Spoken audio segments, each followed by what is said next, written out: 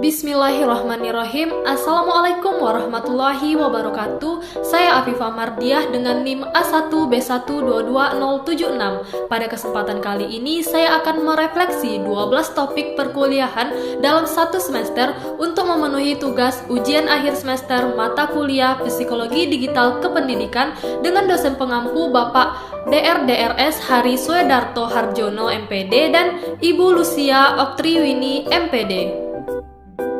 Selama mempelajari 12 topik psikologi digital kependidikan, saya telah mendapatkan wawasan yang berharga tentang bagaimana perkembangan teknologi digital mempengaruhi dunia pendidikan dan psikologi individu dalam konteks era digital. Psikologi digital kependidikan juga memberikan wawasan yang luas tentang peran teknologi digital dalam dunia pendidikan saat ini. Baiklah, berikut ini adalah penjabaran refleksi pembelajaran dari saya mengenai masing-masing topik. Nah, langsung saja masuk kepada topik yang pertama, yaitu pola pengasuhan era digital. Dalam materi ini, saya menyadari bahwa pola pengasuhan yang diterapkan pada era digital memiliki pengaruh signifikan terhadap perkembangan peserta didik. Saya belajar tentang pentingnya pengawasan, pembatasan penggunaan teknologi digital pada anak-anak, serta pentingnya membangun hubungan emosional yang sehat dengan mereka. Lanjut ke topik yang kedua, ada lingkungan dan sumber belajar digital. Dalam materi ini saya menyadari bahwa lingkungan belajar digital dapat memiliki dampak besar pada motivasi dan hasil belajar peserta didik. Saya belajar tentang pentingnya menciptakan lingkungan yang menstimulasi dan menyediakan sumber belajar yang relevan dan mudah diakses. Next ke topik 3, yaitu rupa pendidikan era digital. Pendidikan di era digital menawarkan berbagai bentuk baru dan inovatif seperti learning, video pembelajaran, dan aplikasi belajar lainnya. Nah, saya memahami bahwa pendidikan tidak lagi terbatas pada ruang kelas yang konvensional, melainkan dapat dilakukan secara daring dan fleksibel. Selanjutnya ada topik 4, yaitu fenomena digitalisasi dalam pendidikan. Fenomena digitalisasi dalam pendidikan telah mengubah cara kita belajar dan mengajar. Saya menyadari bahwa teknologi dapat menjadi alat yang kuat dalam membantu mengatasi tantangan pembelajaran dan meningkatkan aksesibilitas pendidikan. Pada topik 5 ada perbedaan inteligensi, gaya belajar, dan berpikir peserta didik di era digital. Nah, jadi setiap peserta didik memiliki perbedaan dalam inteligensi, gaya belajar, dan berpikir.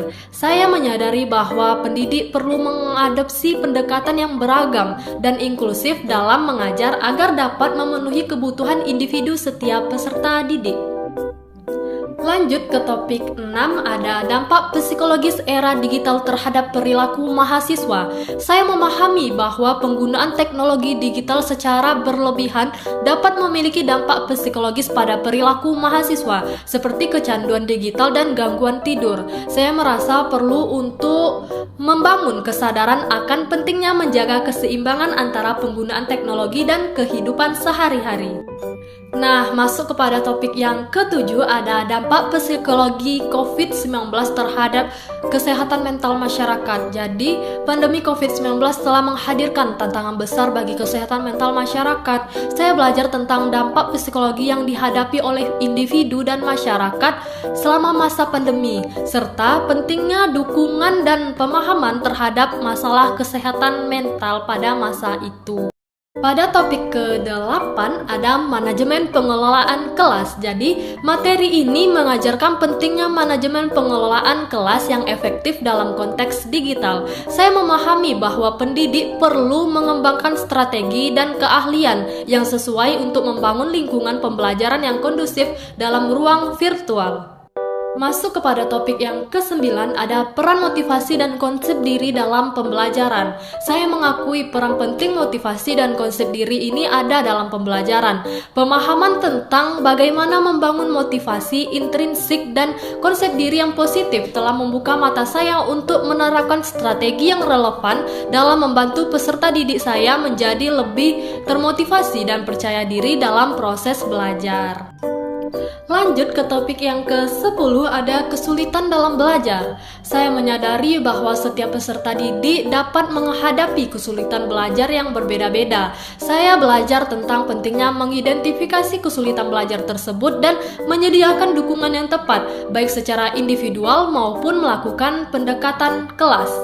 Masuk kepada topik yang ke-11, ada mengidentifikasi berbagai peserta didik yang berkebutuhan khusus juga berbakat, serta pelayanannya dalam pendidikan. Dalam materi ini saya menyadari betapa pentingnya mengidentifikasi peserta didik dengan berkebutuhan khusus atau bakat yang berbeda.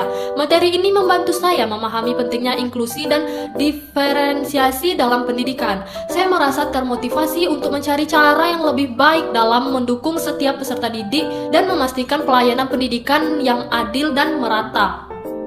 Dan masuk kepada topik yang terakhir atau topik 12 dengan materi kajian gender dalam kelas. Nah, pemahaman tentang kajian gender dalam konteks pendidikan memberikan wawasan tentang pentingnya kesetaraan dan inklusi gender dalam ruang kelas. Saya menyadari betapa pentingnya menciptakan lingkungan pembelajaran yang bebas dari stereotip gender dan mendukung setiap peserta didik tanpa memandang jenis kelamin mereka. Nah, terkait kendala yang saya alami dalam proses pembelajaran selama 1 semester kuliah tidak terlalu banyak, namun fokusnya terjadi ketika perkuliahan dilakukan secara online atau daring. Itu akan membuat saya kurang memahami materi secara jelas dibandingkan dengan pembelajaran secara offline. Nah, manfaat yang saya dapatkan selama proses pembelajaran dalam 1 semester antara lain, saya mendapatkan pemahaman yang mendalam tentang pengaruh teknologi digital dalam pendidikan. Yang kedua, saya mendapatkan betapa pentingnya membatasi waktu dari dunia digital dan mengedepankan kesehatan mental. Nah, yang ketiga, saya juga mendapatkan pengetahuan tentang perkembangan terkini dalam pendidikan. Serta yang terakhir, saya mendapatkan kemampuan mengelola dan memfasilitasi pembelajaran digital.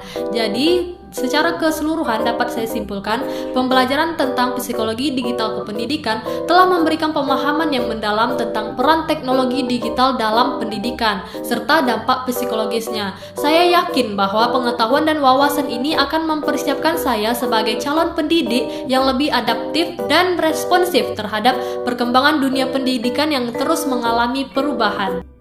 Baiklah, itulah tadi penjabaran refleksi pembelajaran dari saya mengenai mata kuliah Psikologi Digital Pendidikan selama 1 semester. Mohon maaf jika ada salah kata dan masih banyak kurangnya. Saya akhiri dengan mengucap wabillahi taufik wal hidayah. Wassalamualaikum warahmatullahi wabarakatuh. Terima kasih.